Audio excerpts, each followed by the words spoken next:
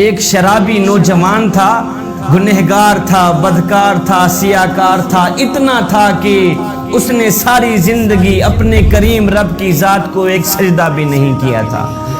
جب موت کا وقت قریب آیا تو اس نے اپنا سر اپنی ماں کی گود میں رکھا، اپنا سر ماں کی گود میں رکھ کر کہنے لگا، ماں ساری زندگی میں نے گناہوں میں گزاری ہے، ساری زندگی میں نے شراب پیتے ہوئے گزاری ہے، ساری زندگی میں نے اللہ کی نافرمانی کرنے میں گزاری ہے، ساری زندگی میری برباد ہو گئی ہے نادانی کی وجہ سے۔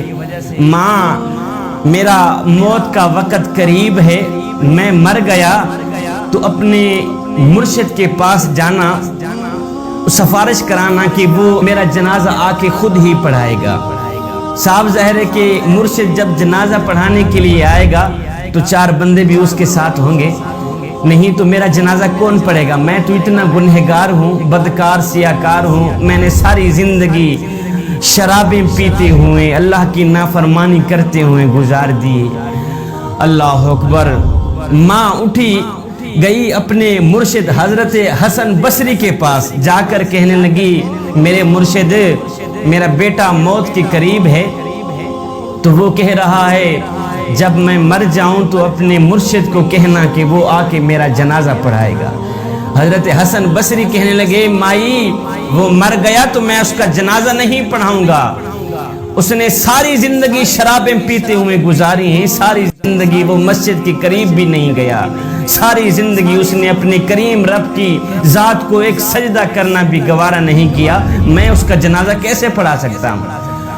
اللہ اکبر۔ وہ ماں روتے ہوئے واپس آئی، دوبارہ اپنی گود میں اپنے بیٹے کا سر رکھا، سر رکھ کر کہنے لگی، بیٹا کاش کہ تو نے زندگی میں ایک بات بھی میری مانی ہوتی تو آج میرا مرشد جنازہ پڑھانے سے انکار نہ کرتا، زندگی میں ایک بات پر بھی تو نے عمل کیا ہوتا، آج میرا مرشد تیرا جنازہ پڑھانے سے انکار نہ کرتا۔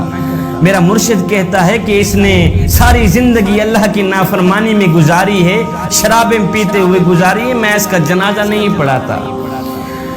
اللہ اکبر۔ نوجوان رونے لگ گیا۔ جوانو سنو، نوجوان کی آنکھیں خون کے آنسو بہانے لگ گئی، ماں تڑپنے لگ گئی۔ نوجوان نے کہا، اماں جی ایک بات تو بتائیں۔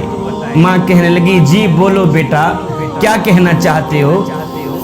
نوجوان نے کہا، ماں مجھے اتنا بتا دے کہ میرے گناہ زیادہ ہیں یا میرے کریم رب کی رحمت زیادہ ہے؟ میرے گناہ زیادہ ہیں، میری بدکاریاں زیادہ ہیں، یا اس کریم رب کی رحمت زیادہ ہے؟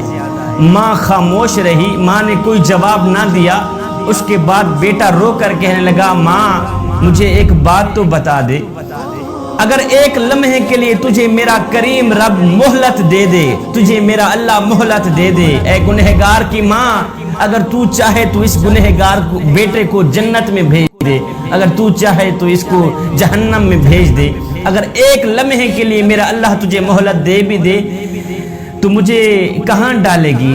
جنت میں ڈالے گی یا جہنم میں پھینک دے گی؟ ماں فوراً بولی، نہیں بیٹے، اگر مجھے ایک لمحے کے لیے بھی میرا اللہ مہلت دے دے تو میں تجھے جنت کا دروازہ کھول کے اندر ڈال دوں گی، جنت میں ہی بھیج دوں گی، فوراً بھیج دوں گی۔ نوجوان تڑپ کر کہنے لگا، اماں جی جو خدا 70 ماؤں سے بھی زیادہ محبت کرنے والا ہے وہ مجھے جہنم میں کیسے ڈال سکتا ہے؟ تو ایک ماں جتنا پیار کرتی ہے، وہ میرا کریم رب 70 ماؤں سے بھی زیادہ محبت کرتا ہے مجھ سے، وہ مجھے جہنم میں کیسے ڈالے گا؟ یہ کہتے ہوئے خشیت الہی میں آ کر آنکھوں سے آنسو بہاتے ہوئے، آنکھوں سے نیر بہاتے ہوئے نوجوان کی روح پرواز کر گئی۔ ادھر ماں رو رہی تھی، دوسرا کوئی رونے والا نہیں تھا بیٹے کو، ادھر کسی نے دروازے پہ آ کے دستک دی۔ ماں نے جب دروازہ کھولا تو سامنے مرشد کریم نظر آئے، حضرت حسن بصری نظر آئے۔ محترمہ کہنے لگی، مرشد کریم آپ نے تو مجھے جواب دیا تھا، آپ کیسے آ گئے؟ آپ کو کیسے پتہ چلا کہ میرا بیٹا فوت ہو گیا ہے؟ مرشد کریم کہنے لگے، محترمہ جی جب تو میرے پاس آئی تھی اس وقت میں سونے لگا تھا، میری آنکھ لگی، خواب میں کسی کہنے والے نے کہا، میاں تو سویا ہوا ہے اور میرے یار کا جنازہ کون پڑھائے گا؟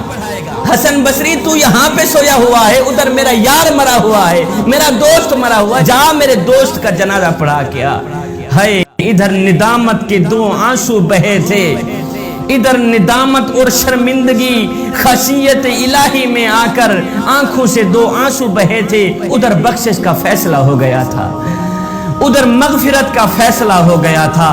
ایک آنسو کی مار تھی، سارے کے سارے گناہ معاف۔